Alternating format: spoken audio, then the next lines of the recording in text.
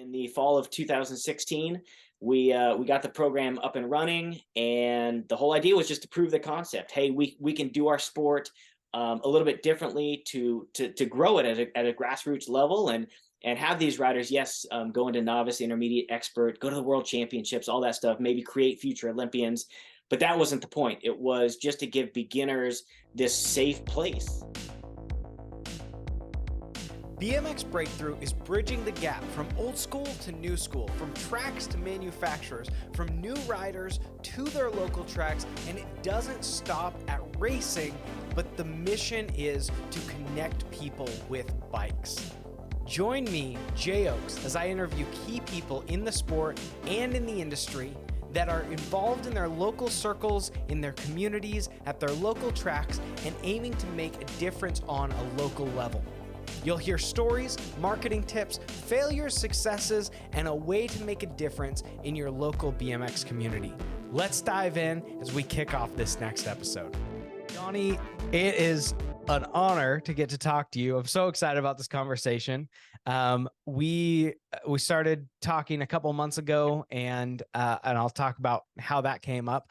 But first, I mean, a lot of people that are listening and watching will know who you are, but give us a little bit of a background of maybe a quick summary of your BMX journey and then what you're working on now.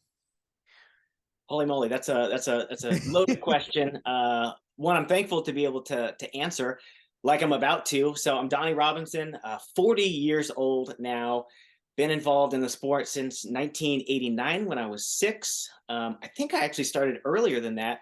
After watching old home videos with my parents the other night, I had a number plate in '89 before I turned 6. So I think I've been telling it wrong this entire time. I think I might have started when I was 5, but it's been that long, and I never once stopped. I never once paused the sport to do something else.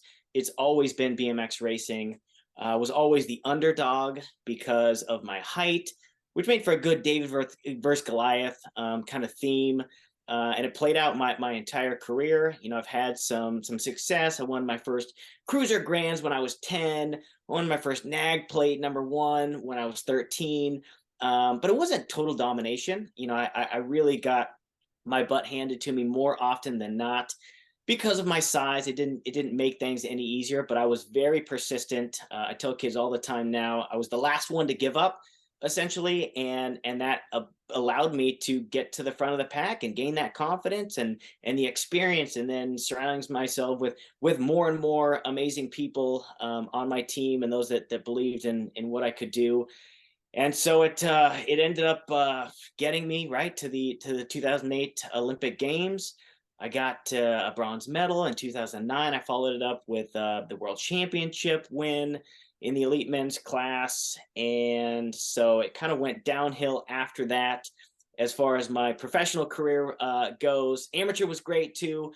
Got a lot of nags, World Cup victories, all these things. So yeah, great amateur career, decently cool pro career.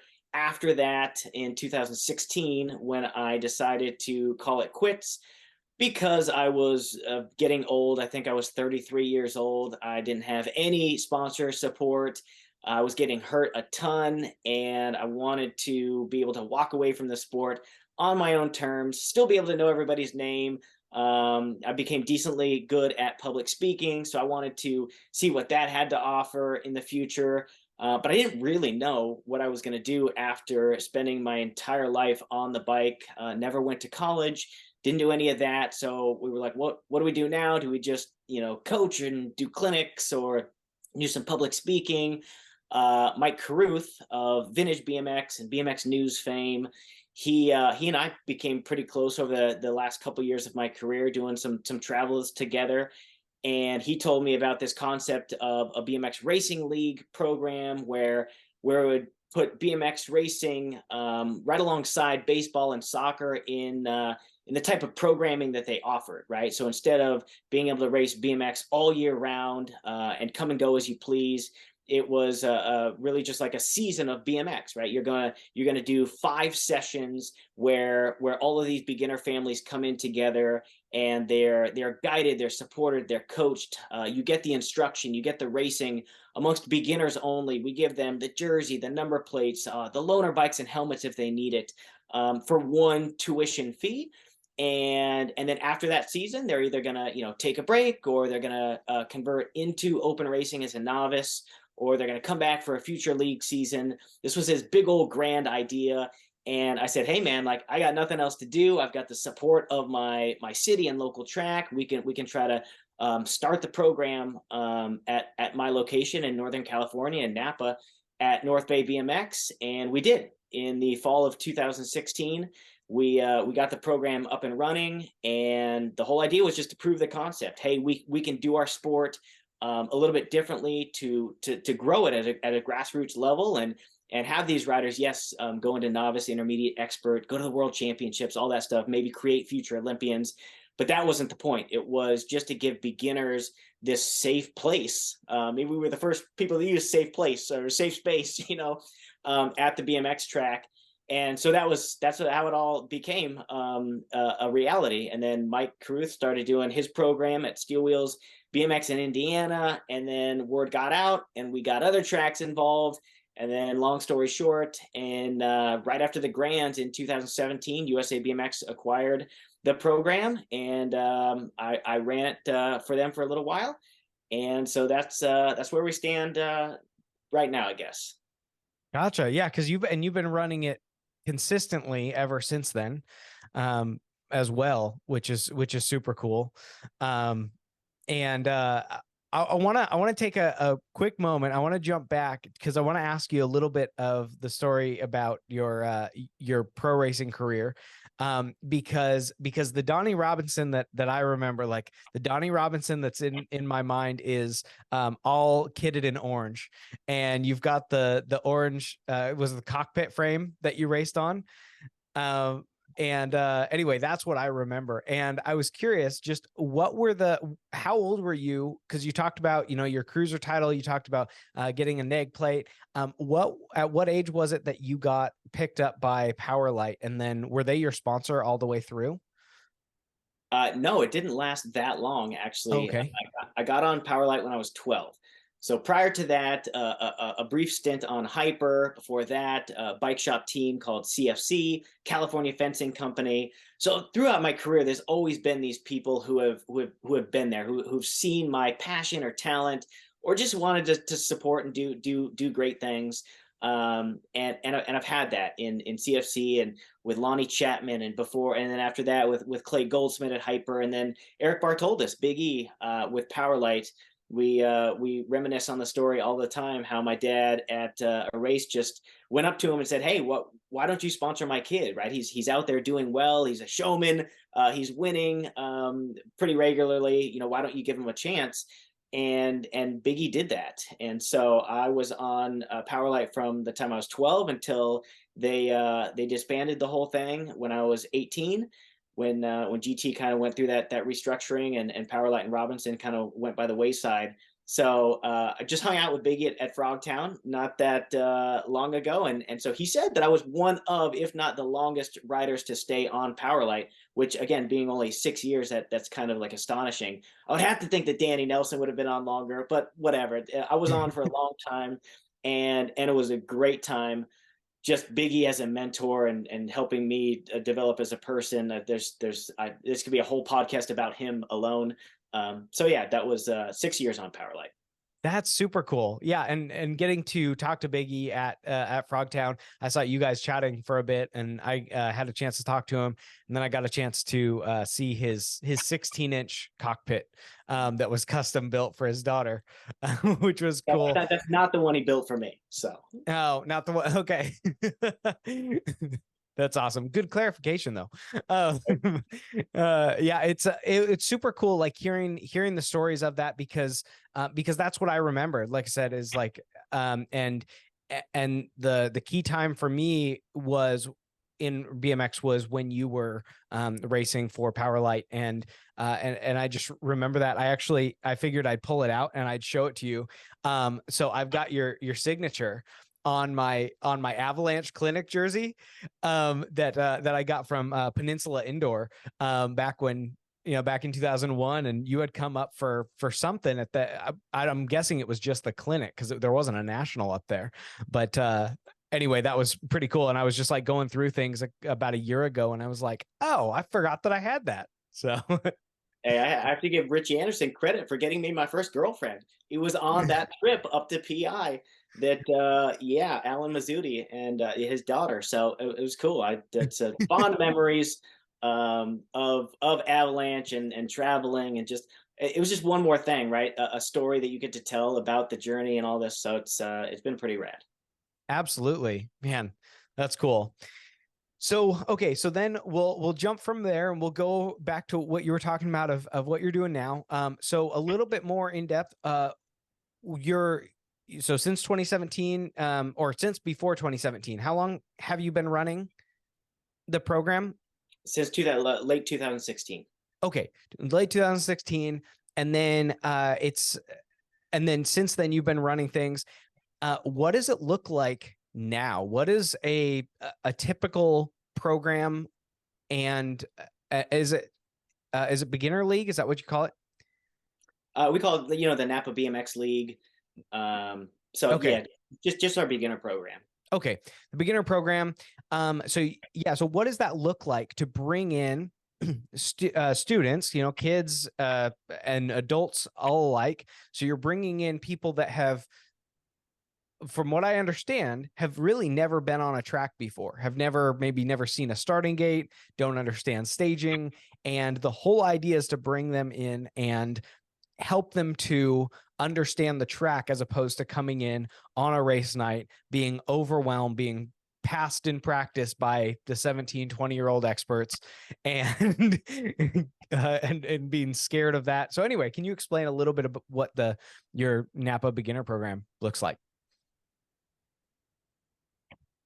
It's great in more reasons than just one.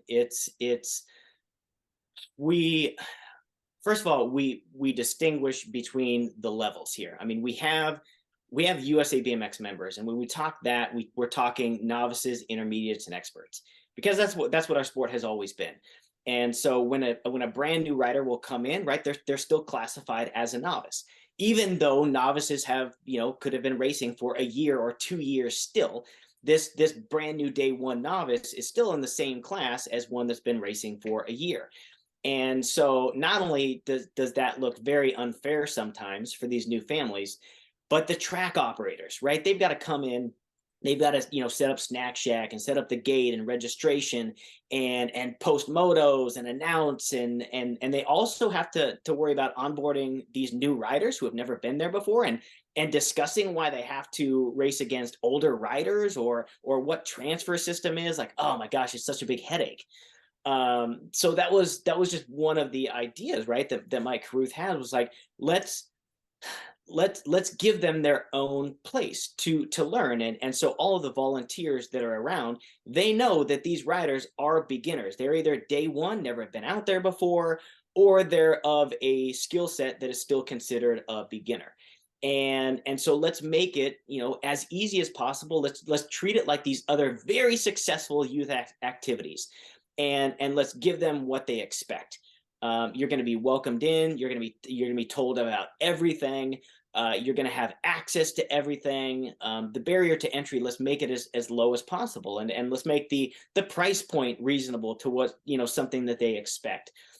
And so it's just a great journey, even for guys like me, right? That have been so blessed to be at the top of the sport.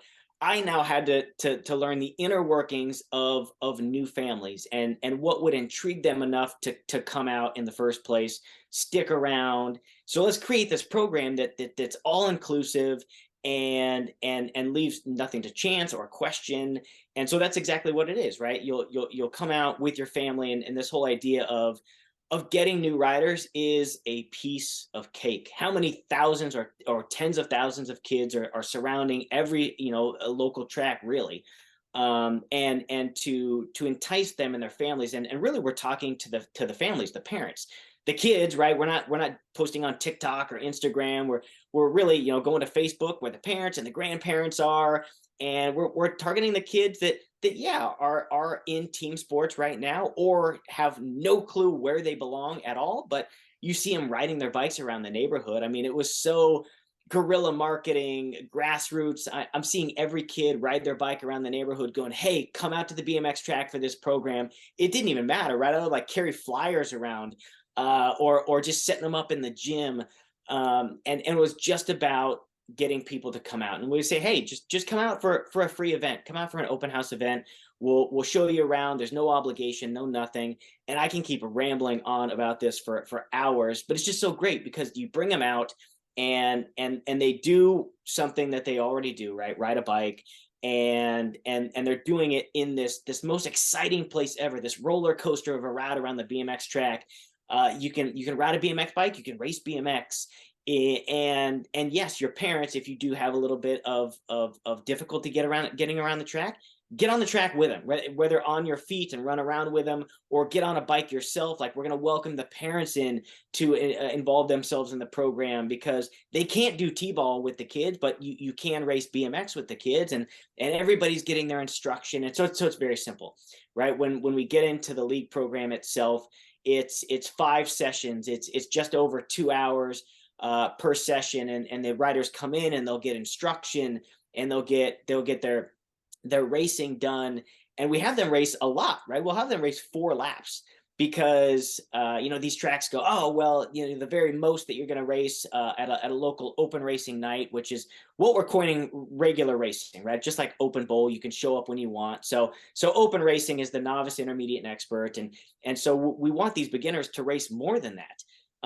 Because how do you create an affinity for riding bikes or racing bikes? Like, do it more. You don't do it less and expect them to gravitate and want to come back. And not only that, but when they race more, they get better. And when you get better, you don't want to go anywhere. You want to stick around to where you're good.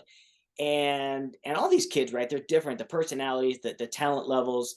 But this league program is about, you know what? You don't have to go anywhere. You can stay right here, and you can repeat this program as many times as you want to feel comfortable, and understand that yeah, if you want to convert into novice, it's basically the same thing. And it is at our track at North Bay BMX, because it's the only recruiting technique that we've ever learned. And I could still probably count on 2 of my hands how many people have just come off the street and signed up for a membership and went into novice over the past 7 years.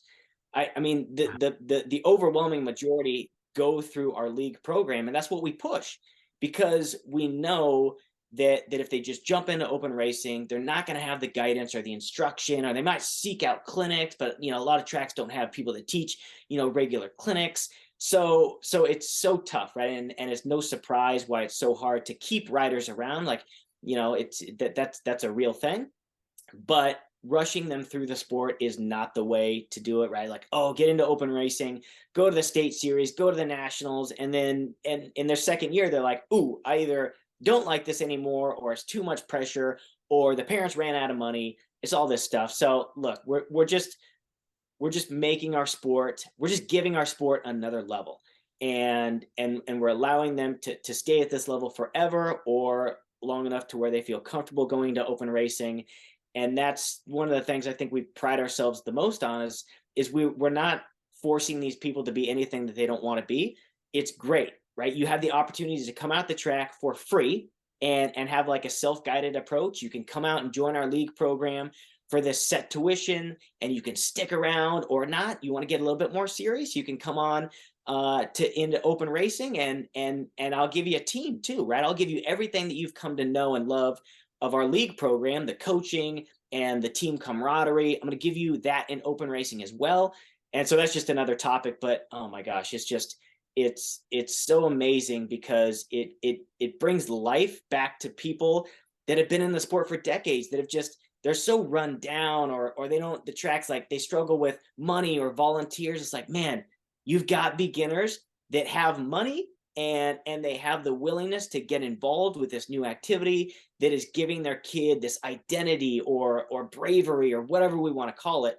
It's something, especially at my location, that you've never, I think, probably seen before, and it still keeps me pumped up to this day. It never gets old, it's so awesome. That's really cool. I mean, the reason that you and I connected was because I was sharing the idea for this project that I'm working on with Bill Ryan, and I was sitting in his office, and I found myself out in Apple Valley, California, and I was like, hey, I can go and find Bill Ryan.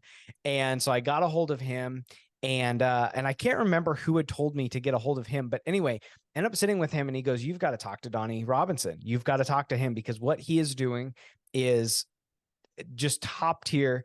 And he explained a little bit, but not anywhere in depth, in detail as much as you did.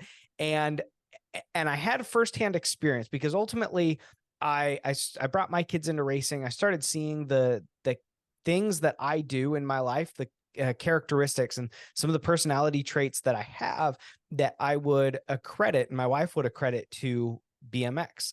And it was really interesting, because the people that I knew, the things that I learned, the skills that I developed, all that stuff. And I started realizing how valuable the sport truly was. And so then I had this idea of like, I want to be able to help the community. Anyway, talk to Bill Ryan, and I can see why, because this last week I actually had firsthand experience with bringing a new family into the track. And it was on a weekly race night. And so we got there on a Thursday, and I got there an hour and a half before racing started, so that I could just help this family. And the daughter was a little bit more okay with the track. She was a little bit more comfortable. They both were comfortable on bikes, but when the boy, when we got there, he was not feeling comfortable about the gate. But I mean, I paused everything. I didn't even get ready. I just came into the track, got them some loaner bikes, got them helmets. We walked up to the gate. I showed them, this is the staging area, this is the gate. And then he was a little bit nervous about the gate. And I said, all right, well, let's go down and let's do half track so that you can push yourself around. And he was just basically just doing a push bike ride, doing half the track. And he would just do that over and over, and got to the end of practice. And he goes, I stood up and I pedaled the whole way around. And I was able to celebrate that moment with him. But to what you're talking about, I completely understand the need for it, because in that moment, it was so much work having to, and not in a bad way, I enjoyed it, but having to coordinate my kids, and they were going to go practice. They wanted to be able to help out their friends as well. But then be able to teach these kids all these pieces of the track that were intimidating. And then to be able to go out on the track and say, okay, but we got to watch for all these fast riders that are coming past us. And then, I mean, and then you back up even a little bit further to a week and a half, 2 weeks prior to that, when my wife was talking to their mom and said, hey, we'd love to have you come out here. It sounds like it could be great for your kids. And she goes, it's so far out of my comfort zone. I just don't even know what to do. I don't speak bikes. I really haven't spent a lot of time with bikes. I've never been to a BMX track. And it is intimidating. So if you show up and all it is a bunch of experts racing, that's not, it doesn't work. And so I started realizing, oh man, even more so, this personal experience has given me a deeper understanding and appreciation for what Donnie's doing. Because you're able to take that time with them and sit down with them one-on-one and say, this is the staging area, this is the starting gate, so on and so forth. For sure, and credit to all the tracks around the country, because everybody does it at some level, but it's so demanding. I mean, look back at our previous track operator at our location, Ray Gomez. I mean, the guy was an absolute superhero. He ran a company away from the track. He ran a BMX track that he did the registration, the announcing, the taxes, the maintenance, all of the stuff. Yeah, he had a little team. But it was him, and that is the majority of tracks around the country. And so when I talk about the importance of needing to separate these beginners from the other proficiencies, it's crucial. It's absolutely needed to get the most out of this. You have to do just that. Except for now, this requires these people to either be at the track longer for a day or adding an extra day. It is overwhelming for them. And because the vast majority are doing this on a volunteer basis, they're like, I don't want to do it, or I can't do it. Yeah, it sounds great. I mean, over the time with USA BMX, I think I worked with over 80 tracks, and most of them have not carried on with what we did, and even the cool results that we saw. I mean, when we started this program, 7 years ago, it was all, oh, Donnie's only finding success because of his status in the BMX world or the Olympian status or whatever. And I'm like, okay, you could be right, but let's test it out. And so as these other tracks around the country started to come on and have Mike Caruth and I work with them, they would get better results than I even got on my first attempt. And I'm like, well, this is great, right? This just shows me that it's not me. And when I'm at my program, these kids, the parents don't know that I'm an Olympian. They don't know anything about any of that stuff. I am old, I'm washed up, I'm out of the game. However, they do know how I treat their kids, what I present as our product. On the very last day, yeah, I'll bust out a demo lap for them and strut my stuff, and then they start going, oh my gosh, who is this guy? Let me start to Google. But it just shows you that it just takes this type of programming, and I don't even want to say care, because all the tracks care, but there's so much demand and workload, it sometimes makes it impossible. But you got to understand, like, if you don't put in the work, you're not going to get the results. It's the same thing we tell the kids in whatever they do in life. So it's been very taxing at times for me, struggling for me, miserable for me at times, trying to work with tracks, getting them what they want. Right, when I was working with USA BMX, yeah, I was collecting a paycheck, but that's not why I started it. That's not why I'm still doing it now. It's like, man, the track operators gave me a chance to find myself in this sport. So yes, everybody doing it, working so hard on a weekly basis, like, they deserve a break. They deserve the volunteers. They deserve to be able to make upgrades. And so, can we do all of these great things for these riders, these families, these communities, but also benefit the tracks and give back to them because they helped give me so much? And so that was the main reason that Mike and I really went, head first into this in the beginning, and still continue to do it today, because I could not imagine, like, I volunteer most of my time to ensure that these programs of all levels are a success for my local track, and to keep it thriving and better than ever, and just be an example. And I know that I'm, like, never on social media. I'm not boasting about my stuff anymore, because sometimes it feels like people don't care, right? So if you are an example and you're leading by example, you're not just like sitting behind a desk trying to say, hey, do this or do that. Like, I'm literally out there. We started from scratch doing these things, living the life. If we say this stuff's going to work for you too, it's also going to work for you too, so long as you keep doing it. You can't do something once, like go to the gym once and get abs, or do a program for the beginners once and expect they're all going to come in and stay. Like, that's not the way it works. So it's like I said, it never gets old for me, even though it doesn't sometimes get frustrating for more than one reason. When you go out and you see these beginners and their smiles and the appreciation from the parents, it's all like brings you back to, oh yeah, that's why, or that's what I had in the sport. That's what allowed me to stick around in the sport. Or, oh, I didn't have that. How much better is this? It's just improving something that was already in place for a different subset of people who are our most important and our biggest group. There's no amount of people that are bigger than the beginner rider pool in our sport, and so we got to give them the most attention. That's cool. I appreciate that. Yeah. And And to your program, one of the things that I had asked you for clarification on before we started recording, but I want to have you go into it a little bit. One of the things that you do, because these riders are coming in and they're new to the sport, you ask them, you have them stay away from what you referred to earlier and Mike Carruth coined as open races. And so what does that look like? And what is the drive behind that? Because I completely agree and I absolutely love it. But I'd like for you to dive into that just a little bit. What's one of the things that the tracks that I used to work with hate the most? They think that these riders are going to go into this beginner program, they're going to do it, and they're all going to convert into novice, and they're all going to stick around. And I don't want to get too far ahead of myself, but there has been so many things that we have learned over the years. One thing being, right, they can't just go through this program once, and if they do, which some of them do have the natural talent to only need it once, but it shouldn't be up to you or the track operator to decide. It should be up to the families.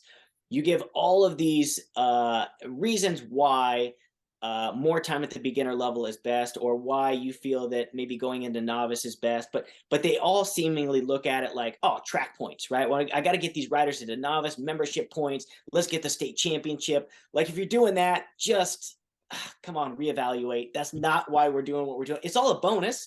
You can also have that, but that's not the reason. And so by doing that, you're going to push people away.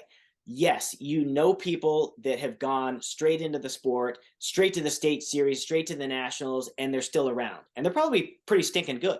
I had those as well, who did the league program once or twice, and then they went into open racing, and now they're going to the world championships. I have those riders too. But you also know the vast majority who rush into the sport and they last 6 months or a year and you never see them again.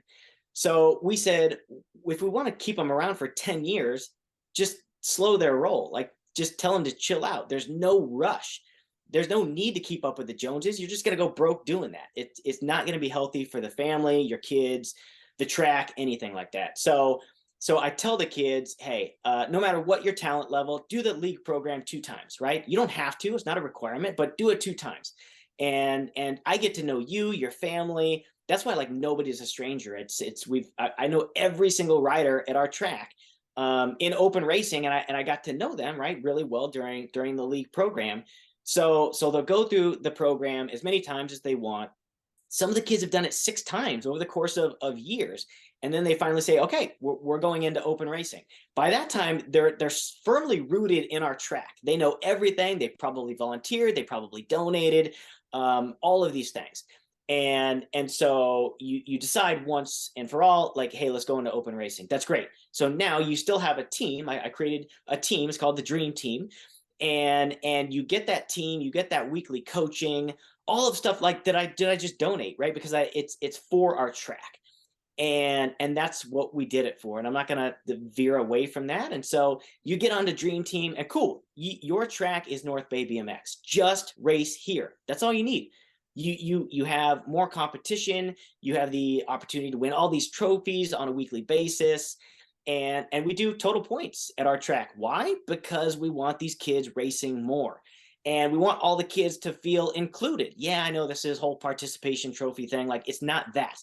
Because there's still a first and a second and a third. There's still people not getting trophies. But why kick somebody out if there's 8 lanes and a gate and there's only 5 riders? No reason to do it. So we do that. We say, stick around, race our track for the first year, right? Just involve yourself in our local scene, single points. In the second year, hey, try out our state race. Do that, right? Like, get a handle on the state series, what that is. You can do that. You don't have to do it. It doesn't matter. The whole thing about this is their choices. You have all of these choices, and you as a family get to decide. I'm going to educate you. I'm going to warn you. I'm going to talk to you about this stuff. And that's easy because you know the type of family that you're dealing with. Because it's separated, and it makes it easy. And you have teams of people that can talk a certain way to these different type of families to let them know about what they want and need. And so, yeah, there's just keeps going on from there. It's like, hey, the third year, like, okay, go after a state plate or go check out some nationals. At that time, right, we're not really afraid of them exiting for the reason of, too much pressure or whatever. Like normally these riders are ready to take it to that level. I'm always erring on the side of caution with the younger riders, right? It's like 5 and under is like, man, you don't even need to be in open racing if you're 5 and under. There's no need for it. I mean, at this last league season, I had 32 5 and unders. Okay. Well, on a local Oh, race night, we're ranging between like maybe one, like an average 1 to 3, right? Sometimes we get 5, 6, 7, 8 when people from other tracks come, but they're not in open racing unless they're really like a sibling of an older rider. And then I'm like, okay, I don't care because you're probably going to stick around. But all the people, right? The 5, 6 year olds is our biggest class. They're in that program that is just about fun. It's no pressure. They don't need to do that. And the open racing on our track is not, it's not filled with pressure either. All these people are league graduates. So it's the same great people doing the same great things. But if you want to start, traveling and doing your thing, just chill out. There's time to do that. No need to rush. So yeah, it's against the grain with our sport. I mean, it's like most of the people are, hey, come in, do what you want. Come on, we either want your money, your membership points. And I'm not saying that's what everybody does or that's the goal, but people are pushing to make that happen. I mean, my dad and mom were guilty of really doing the same thing. The more I learned, man, I went to my first national, I think when I was 7, right? I went to Reno. I traveled 3 hours to get to Reno when I was 7, a year or two after I started racing. So they succeeded in having their kid stick around, but that 99.9% do not do that. So we got to treat them differently, and we got to slow their roll, have them stick around longer. And that is just one of the goals with everything that we do. I love that. I actually, this last weekend, I was at our state finals, and I got asked a lot of times why I didn't bring my kids. And and the kids are 5 and 6. And so we had talked about going, but we just decided not to. And it's fun to take the trailer over to go camping. And it was a little bit of a drive away, so we can go and we can kind of treat it as a getaway or a vacation or a trip or whatever. But what we realize is that my wife and I end up spending an entire day, roughly 8 hours, trying to keep them energized, keep them from bonking, from hitting that wall and crashing, whether metaphorically or literally. And you're trying to keep them afloat, keep them happy, keep them excited, keep them focused. And it takes the fun away from me. I'm not able to race as well, which is not the priority. But they also don't care. Their level of understanding is that the state race means literally nothing more to them than a local race. But the local race is a concentrated amount of racing. It's 1 hour. It takes a lot less time. It's fun. They know exactly what to do. Whereas at a state race, they have to constantly ask me, like, where do I go? When do I get there? Dad, did I make the main? Did I transfer? All these things. And so to your point is, I completely understand that, because we've gone to state races, and my concern is that I could go to state races, but then there's bigger entry fees. So then parents get more, there's more pressure. Like, well, you should have done better because we paid more. We paid for this trip over here. We had this expenditure. And, in my case, like, that's not my plan, but I also don't want to put that pressure on my kids. I'd rather them love BMX and riding their bike for 10 years as opposed to go, man, my dad made this not fun. And that's one of the difficulties with it. And not that always happens, but like you said, if you can slow things down a little bit and focus on just come in, just have a good time, and don't worry about points, because they don't matter. It's a silly thing to compete for when you're a 5-year-old. Of course. And I'm all about it, right? I'm all about getting to the Olympics or the world championships or getting a state plate. Absolutely. But we can't make it not fun for these kids. I mean, one of the issues that we've always dealt with as a sport as a whole, right, is keeping kids engaged. And so it's like, man, I'm seeing these 11 and 12-year-olds that have been around me for 6 years. They're doing better than ever. They're experts. They're at the state series. They're getting plates, all of these things. And then they start to drift away. It's like, why? Okay. It's not girls or cars yet. So what is making you feel like you want to go explore other options?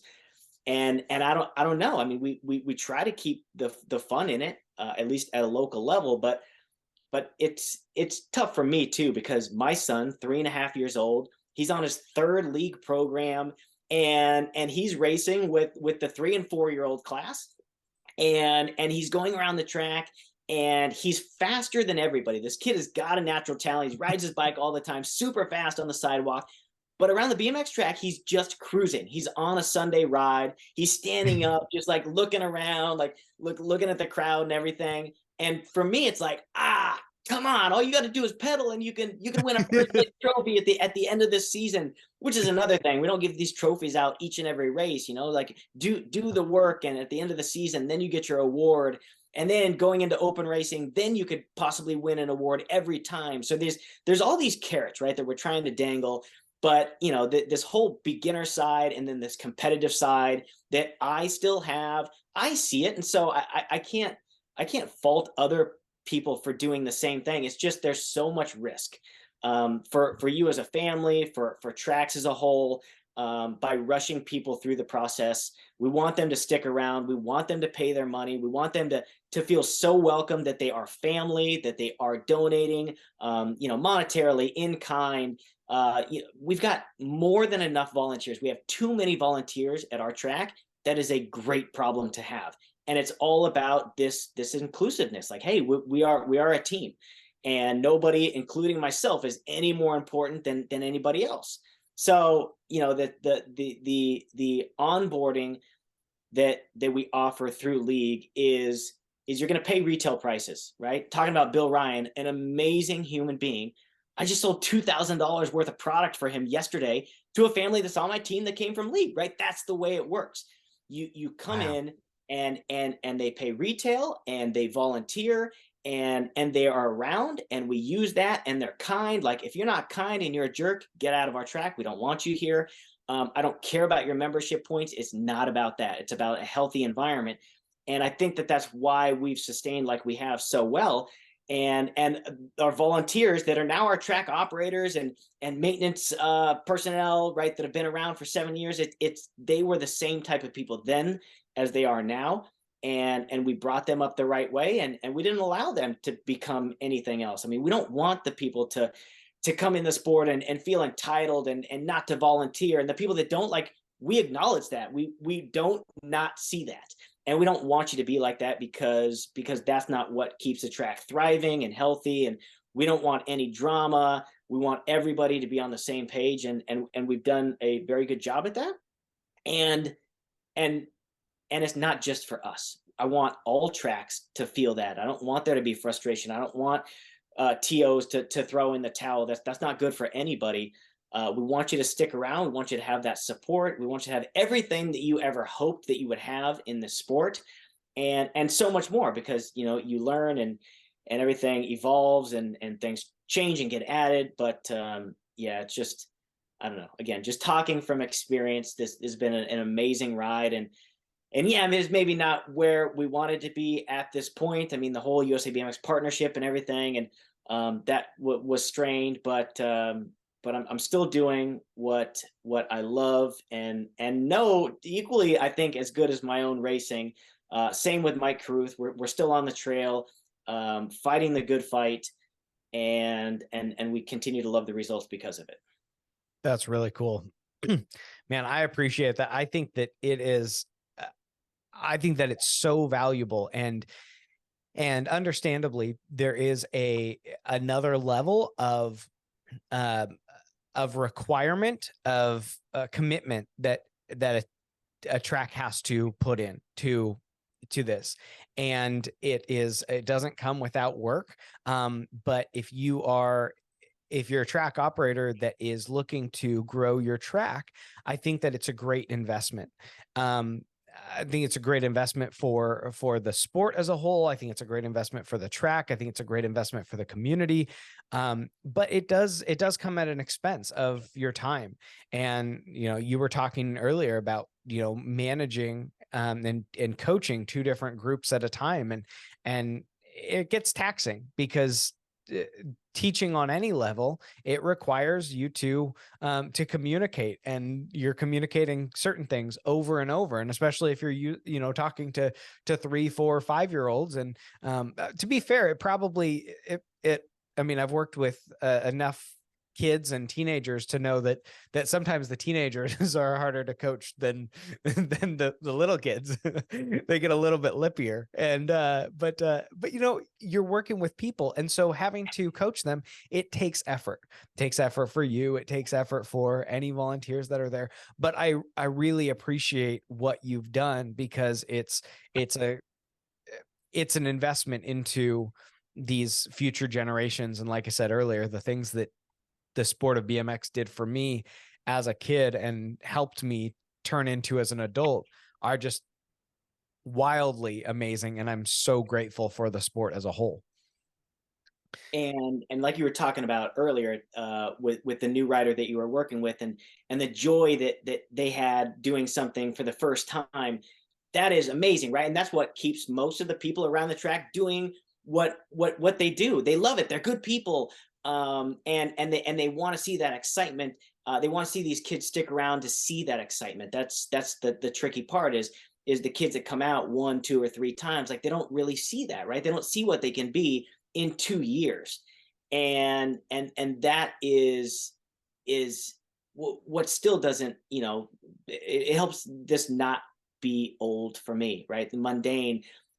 I haven't really seen anything new. I know what to expect as far as what these kids are capable of, but a lot of them, they don't see it in their first league season or their first year, right? They have to stick around, and that is one of the coolest things, because it is me, right? It is having to stick with something, and persistence, and overcoming the adversity, right? You're small, and the small people didn't do as good in the sport because they've got this height deficiency, and then less strength or whatever. Okay, for me it was height. Well, maybe this other kid, it's weight, or they're shy.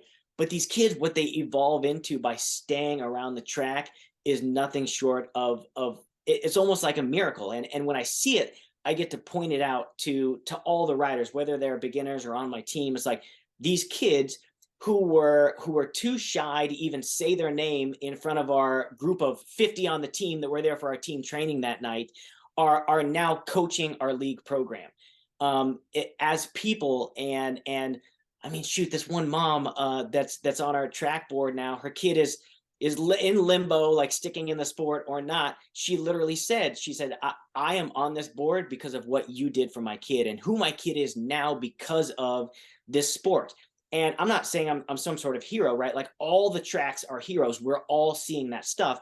But I think we could see it on a much more grand level if we're able to keep these kids around longer, right? Because imagine, like, we see it already with the people that have that natural talent. But if they don't, and they make through the ranks in their progress by sticking around for years, even more of a story to be able to tell.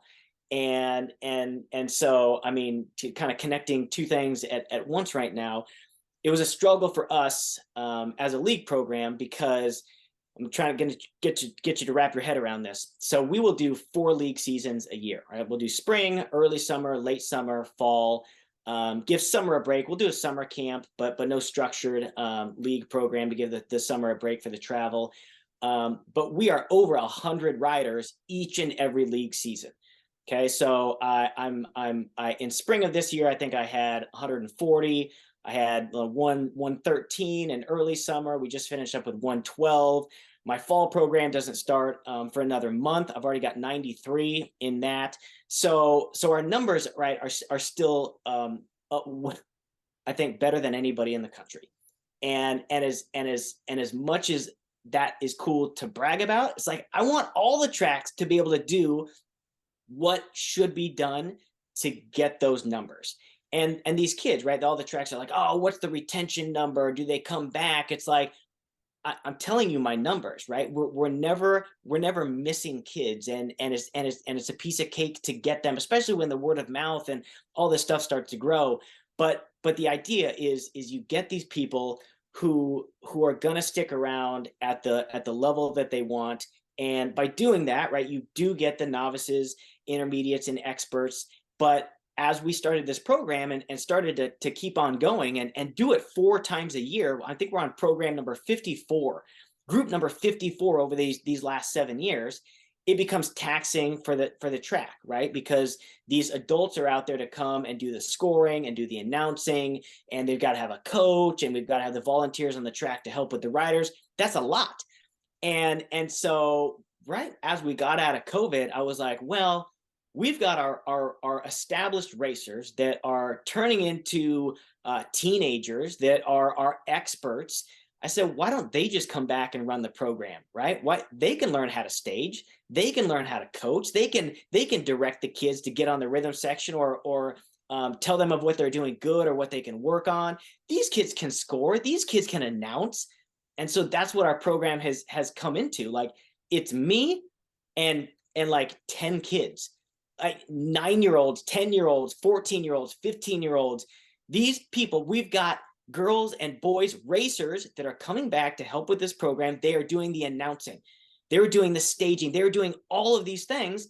And so it's just me and the kids, and we come in, it's like we don't have to ask help from anybody. Yeah, our track operator, they need to do the memberships and the torfs and all that stuff, but we're running the program. So not only that, like, I am now able to give back to these kids. Like, I'm going to give you gifts, more than one gift, right? You're going to get a gift from me, but you're also gaining the gift of public speaking. You're now talking not in front of your little 30 classmates at school. You're talking in front of 200 people. You're announcing this stuff. Like, I couldn't barely talk my way out of a paper bag when I was 18. I remember Craig Reynolds interviewed me at the World Championships. I was terrible. But these kids are learning these things earlier on in life. So not only is it allowing the track to run a program like this easier, but it's giving the kids a place to belong.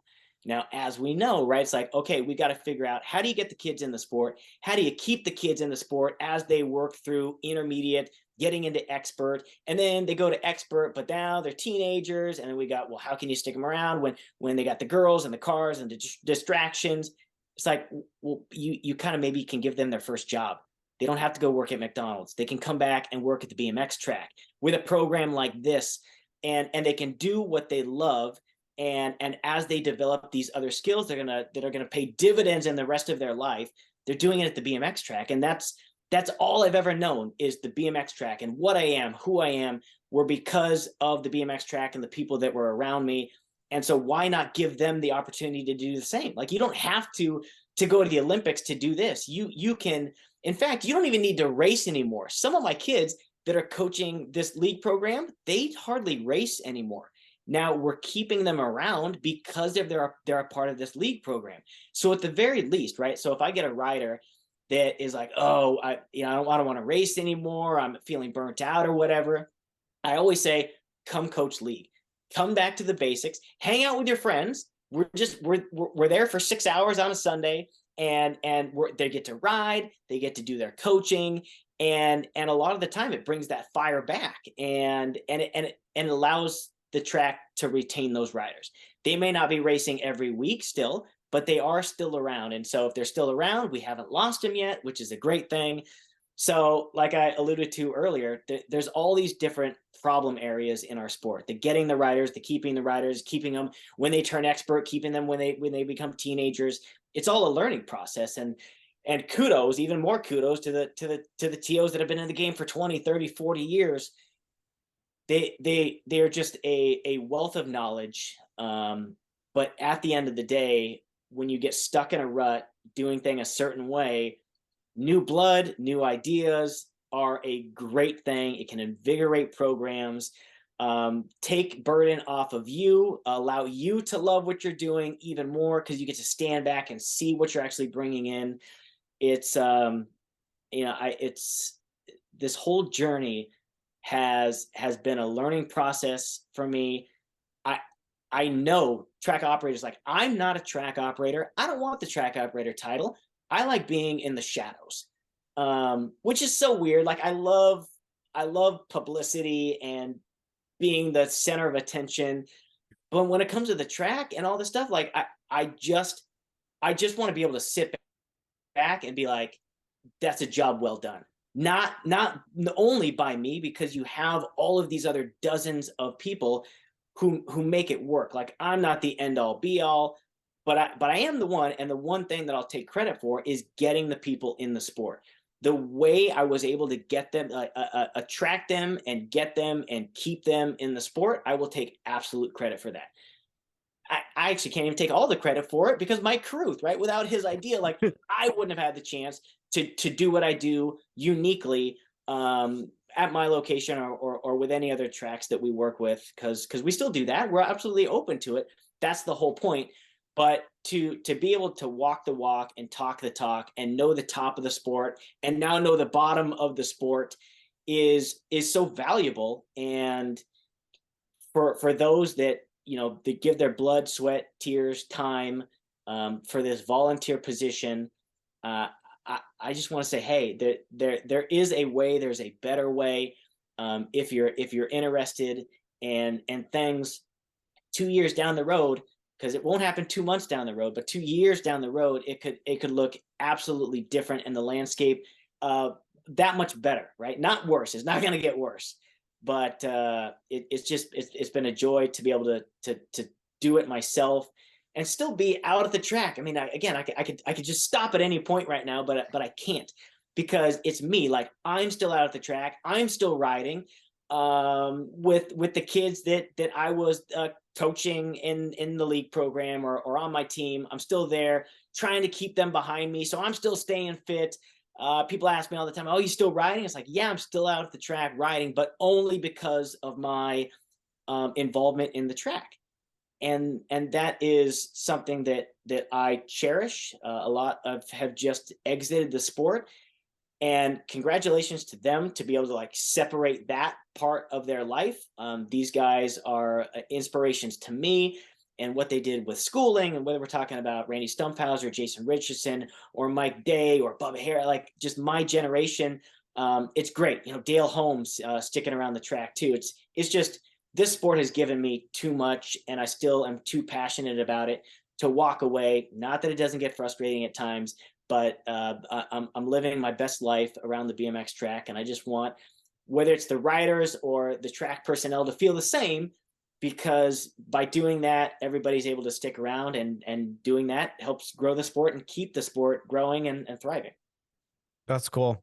I think the thing that I appreciate is maybe appreciate is the wrong word, because I do appreciate it, but also have a respect for the way that you have taken what you've done, which is cool. Your career in BMX is really cool, but ultimately you haven't your life hasn't revolved around that. Your life has, it seems like, has revolved more around how can I contribute to the next generation, and how can I take the bit of platform that I have to be able to take things to the next level. And then even when you say that, okay, people commented and said, well, you're only having success because you're Donny Robinson. And the reality is that other people that have applied your program have had more success than you. And you've been able to just smile bigger as a result of that, because it's so much bigger than you, making it so much bigger than one person. It's a sport that you had success in, but also you saw the way that it changed / impacted your life. And it's so much more valuable to give that to other kids and even adults. And that's twofold, right? So these tracks that I had the pleasure of working with, that are still operating the USA BMX version of this program, albeit not the same as we do it, in some of our locations, especially what I do here in Napa. But the tracks that I was able to bring on board with this program, I mean, Spokane BMX, I mean, the people that have been around for 6 years running this program, still seeing success, still having the same people run it, want to be involved with it, because there's nothing like it. It is so great. And so they'll stay in touch with me every now and then, but it's kind of disheartening. I mean, with the 80 plus tracks that I've worked with, I mean, zero have reached out, right? Hey, Donnie, we still want help. Oh, we moved away from the program. We want to get it back running again. It's not a thing. Yeah, USA BMX offers their version of it, but it's just like, wait a minute. I felt like I invested I fought so hard that I made a lot of people mad by telling them the way that it is, or the way that it should be, because I care about your success, because I know what we have got, what I feel, and I want you to have the same thing. So it's great to see these tracks that I worked with so many years ago still doing it and hanging in there and adopting it. It's very cool. So on a track level, I do like to see that. I do wish that all the tracks would have stuck with it. Just stick with it. It's gonna turn around. The word of mouth, the hype, the momentum will roll. And then the other side of that is with the riders. It will eventually begin to roll for you. And a lot of the reason that I'm so passionate about this, so energetic about it, is because it's me. How few of the kids are out there that are, I don't want to say like the Mike Days, right? Because Mike Day had his own struggles, but the Maris Stromberg's just the perfect specimen is what I'm talking about. The Elise Posts, the perfect specimen for BMX racing. There's few of those. There's more kids that have been called stupid, fat, ugly, too tall, whatever. And those are the kids that I'm after.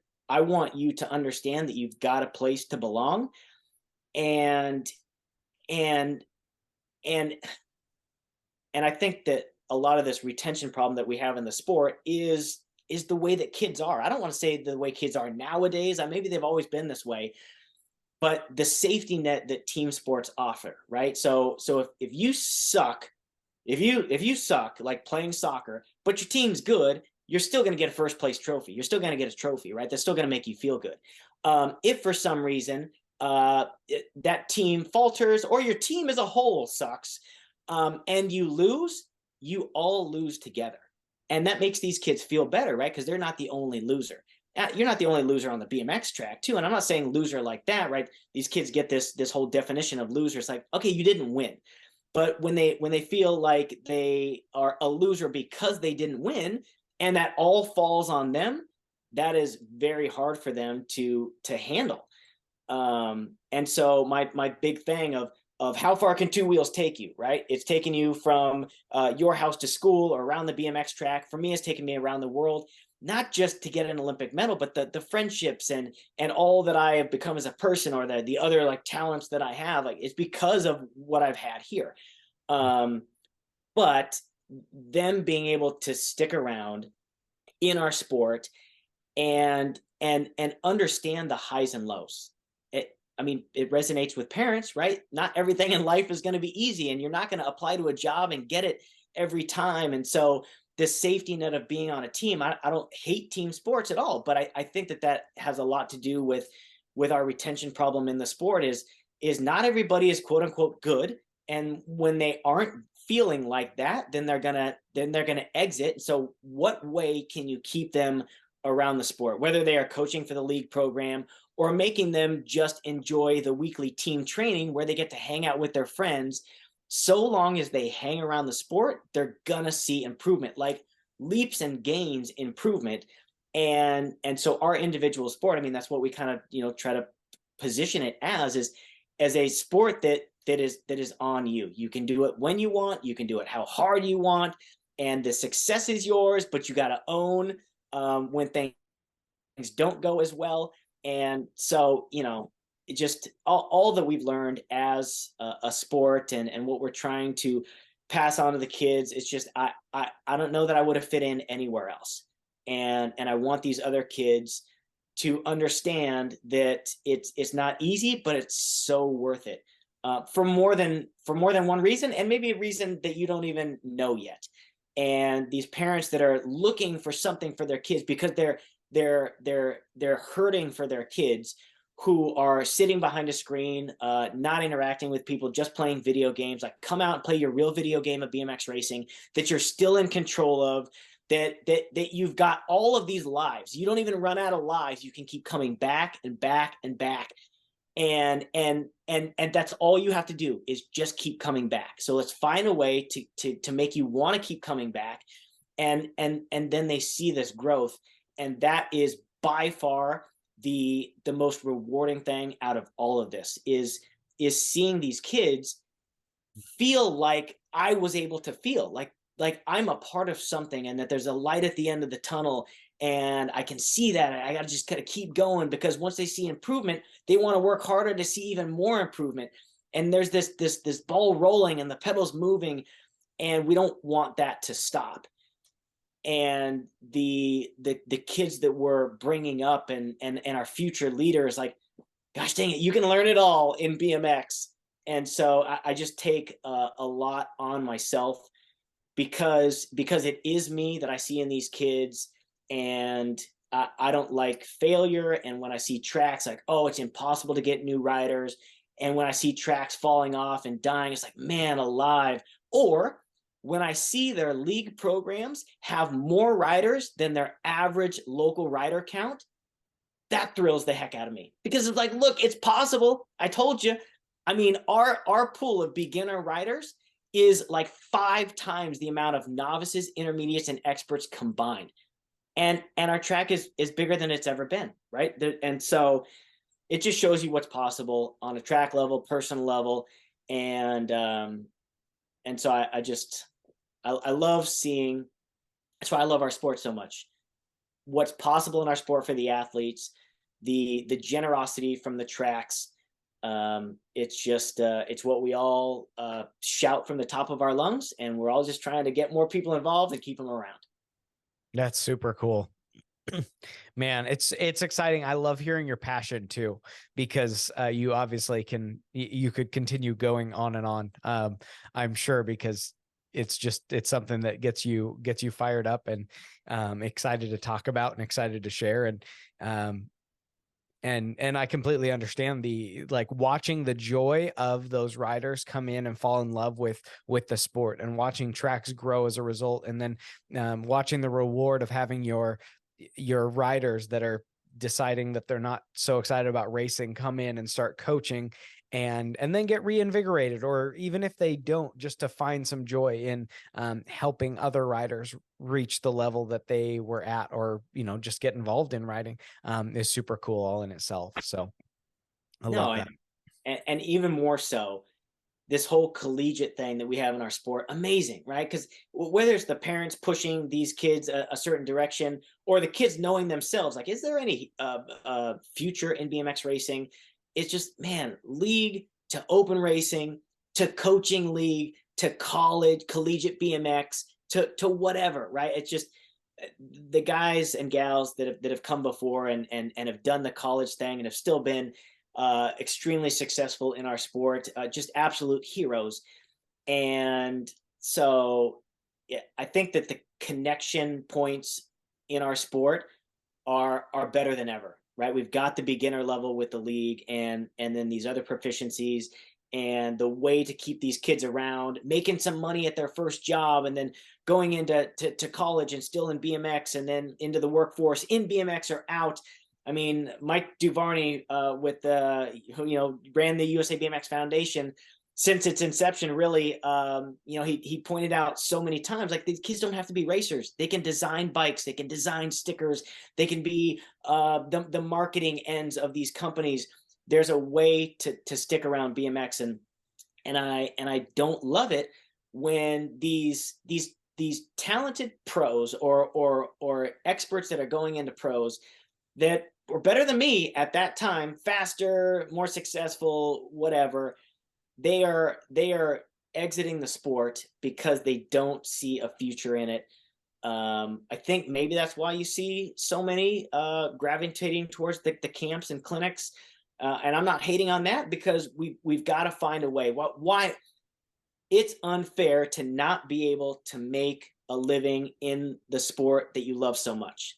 And there's absolutely a way. And I guess what I'm saying is that what's available right now shouldn't just be the end all be all, right? Yeah, camps and clinics are fine or whatever, but it's pretty cool. And I have to attribute this phase 2 of my life to Mike Carruth, because without his talks, his idea, like, would I have fit in like I am right now? Probably not. I mean, yeah, I could have still taught camps, and I haven't done one of those stinking in 3 years. I've just hung around my town doing this beginner thing, but seeing these riders develop and being the experts and seeing them go off to the world championships and all that stuff, it's so great. But I think as a whole, we have these riders with potential, and I want them to use their heads and get creative, because there's so many things that they haven't thought of, I haven't thought of, to where they can stick around the sport, continue to race, or maybe find this new passion or new love in another part of the sport. I don't know. It's unfair that they're feeling like it, or there's no opportunities or whatever. Sometimes you got to make your own opportunity, and maybe that's what Mike and I did. And it was definitely a great one, because I can't say that I love this any less than all that I did as an athlete. But I want to tell the would-be pros, or the pros that are out there now kind of struggling, man, I want it for you as bad as you want it for yourself, because it is worth it. And the time in it may not look pretty sometimes, but it's well worth it. I wouldn't have changed anything with me. And I kind of not only want the same for you, I want it better for you. That's awesome. I appreciate that, man. I'm so thankful for just for the conversation, your willingness to spend time with me today and to talk about this, because I just absolutely love what you're doing. And I actually just had a conversation the other day with Cash Matthews, and he goes, man, if you're talking to Donny, he goes, you're talking to the right person. And so he has such a high respect for you as well. And just absolutely loves what you're doing in the sport. So that's super cool. It is. I love Cash as well. And just those who came before me that paved the way. I mean, that Frogtown event was so great for me, because I got to see my heroes, and I got to tell them, right, why they were my heroes. And I still looked at them, you know, I had a parking pass, and I was one of the legends or whatever, but I'm not, right? I'm just me now looking at the riders, and that paved the way for me. And so if I could do some of that paving, and continue that road, even better. But man alive, all those that developed the sport and got us to where we were, to where I could be what I was. You know, you got to be humble about it, because it can all be taken away in a split second. But boy, oh boy, I think we can all attest that our sport is unlike any other, so special. And I give all the props to those that came before me, that supported me, that have given me everything, that have allowed me to then pass that on. I don't like the term giving back, like it's paying it forward.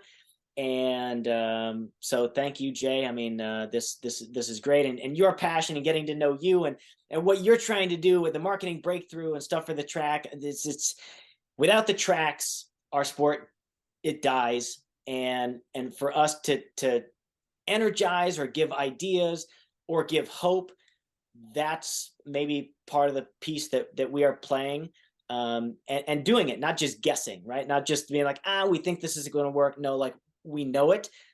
We know it like the back of our hand, and we're trying to pay that forward. So thank you as well, for yourself and all the stuff that you were just beginning to do. You're just scratching the surface on where you want to go with things. And so all the stuff that you're telling me, getting me more excited for you, and all the collaboration that we might be able to come up with in the future, it's just going to benefit the sport as a whole, which is going to keep everybody around, which is, I mean, we're always going to have new riders coming in, always new faces. But we want the friends. We want the 5, 10, 20, 40-year-old friends to still be around, enjoying it in some capacity.